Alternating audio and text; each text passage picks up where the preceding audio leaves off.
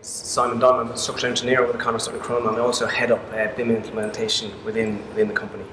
Just to give you a bit of a background on Conor Sutton Cronin, we're founded in 1988. We're a multidisciplinary organisation within civil, structural, mechanical, electrical, traffic transport, sustainability, environmental, BCAR and health and safety. And we have 5 offices in Ireland, the UK, in Dublin, Cork, Galway, Belfast and London.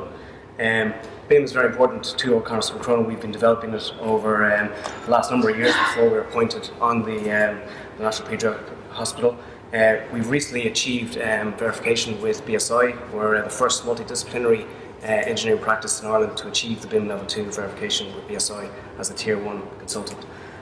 We have been delivering projects since 2005 in a BIM environment, such as the Convention Centre in Dublin, where full structural steel models were shared amongst the design team and fabricators.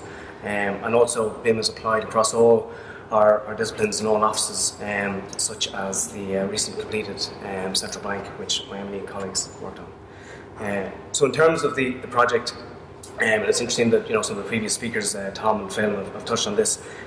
From the employer's information requirements, there was 12 goals that were identified for BIM, and I've just picked out 5 of these here, which were probably some of the more salient ones in terms of using BIM for conceptual design and analysis at early stages of the project, using BIM for communications and presentations, as we've seen with the various walkthroughs and renders, etc., using BIM for coordination and clash resolution, using BIM to demonstrate the programme and ensure that for the contractor they've got a clear idea of what they're tendering, and also using BIM to reduce health and safety risks on the project. And that's something that's ongoing, as would be expected in any live project. With Conor Sutton Cronin, when we were appointed on the project, we identified the task teams who would be working on the project within the organisation.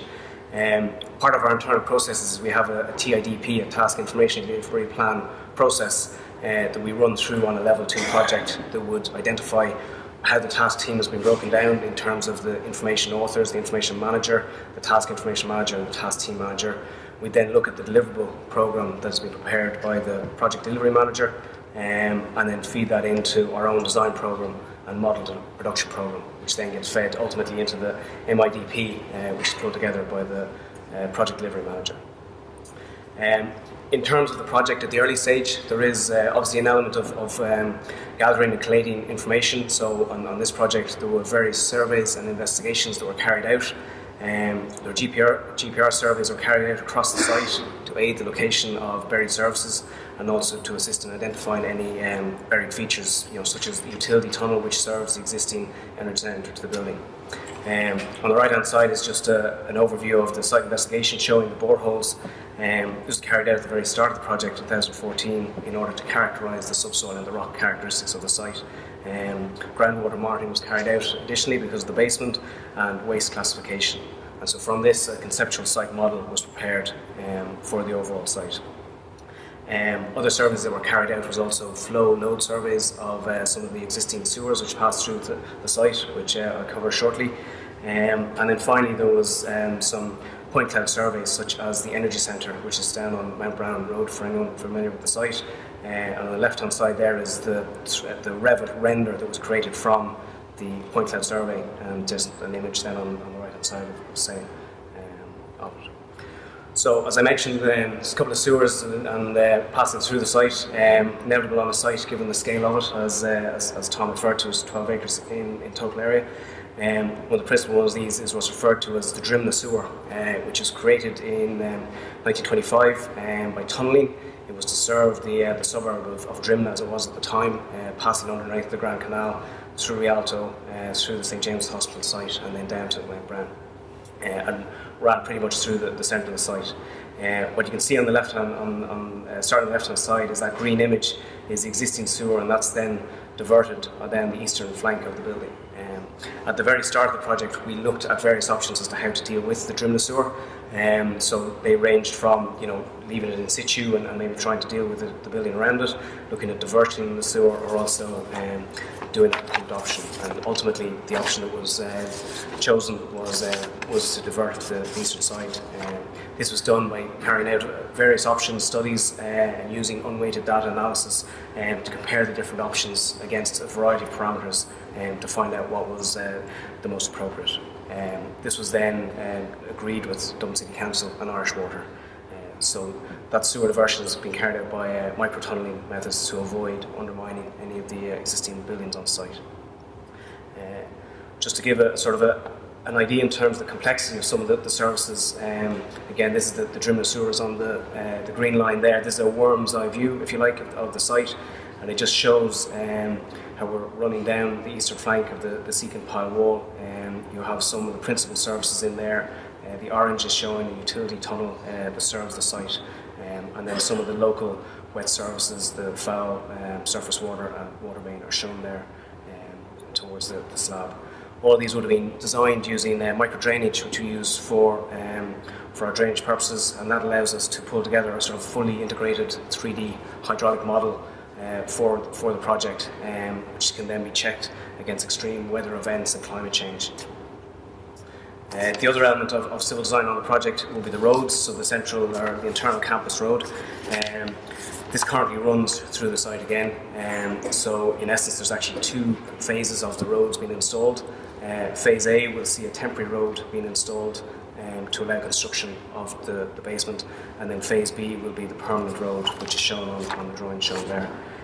The new road is approximately 850 metres long, features a number of roundabouts. It has 5 bus stops on it, and there's 10 spaces for ambulances to park within the emergency set-down area at the A&E entrance to the project. The roads would have been designed using design manual for urban roads, and this sets the design speed limit at 30 km per hour, which then dictates the horizontal and vertical alignment, the geometry and visibility, which all would have been fed into Civil 3D, which is the design package we used for designing the roads. Where those minimum standards can't be achieved, then traffic calming measures would be adopted. And the road currently, as it stands at the moment, is part of a bus route for the number 13 and the 123. So all the new roads have been designed with that in mind, and obviously agreed with all the relevant authorities. In terms of structural design, it's just an overview of the basement. The basement covers a significant portion of the site, varies in depth from 8.5 to 11.5 metres. Towards one end there is a delivery yard, and then there's 2 levels of car parking, providing 1,000 parking spaces, as mentioned earlier. Around the basement there is an external dry moat, which allows natural ventilation to be adopted as much as possible in the car park, and then also allows daylight into the car park.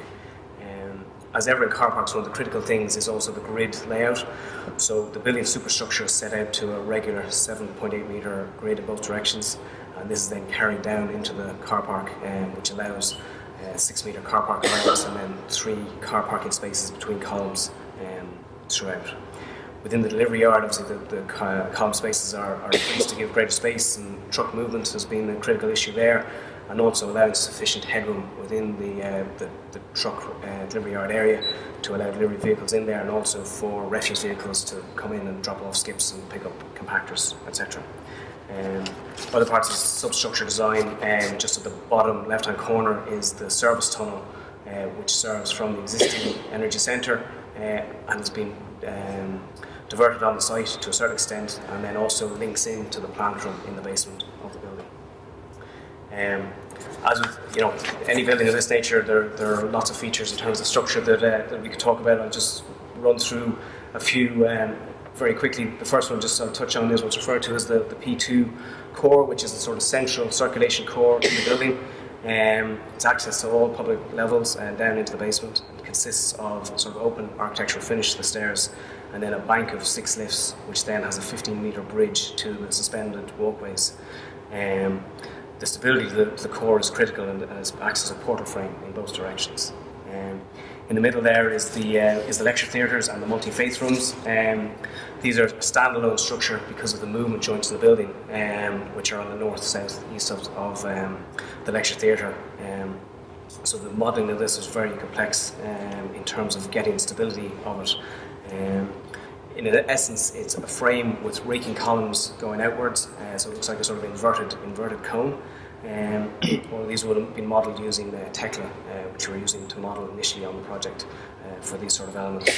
And then the steel frame is stiffened up as a sway frame at each level and tied in for stability.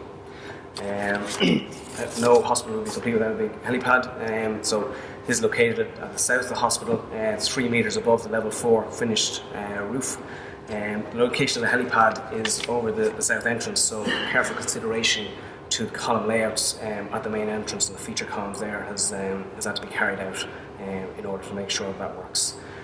The helipad is designed for some significant loading, as can be imagined, with a helipad, and that's designed to Eurocodes, to the Irish Aviation Authority legislation, and also the heliport manual.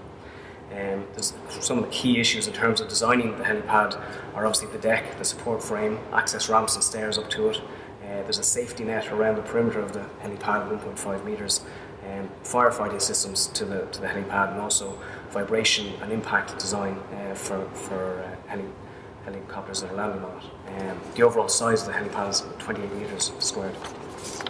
And the final one that was mentioned earlier, and I think some of the renders earlier had some great images of the biome, which is located up in the roof garden and is a curved glazed structure which consists of a number of skewed arches and horizontal rings to form a diagrid, in a sense, which is then glazed to form the overall structure. Due to the location of where the biome is, it actually straddles a number of movement joints on the building, which creates, again, its own challenges, which is where BIM and having a 3D model of it is very important in terms of ensuring that the stability of the biome is created and also coordinating it with the other elements.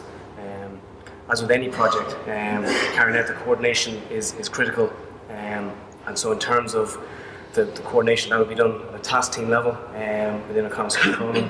We then obviously coordinate the structural civil coordination, and then finally that's issued to BDP, to Sean and the team, where clash relations are carried out in Navisworks.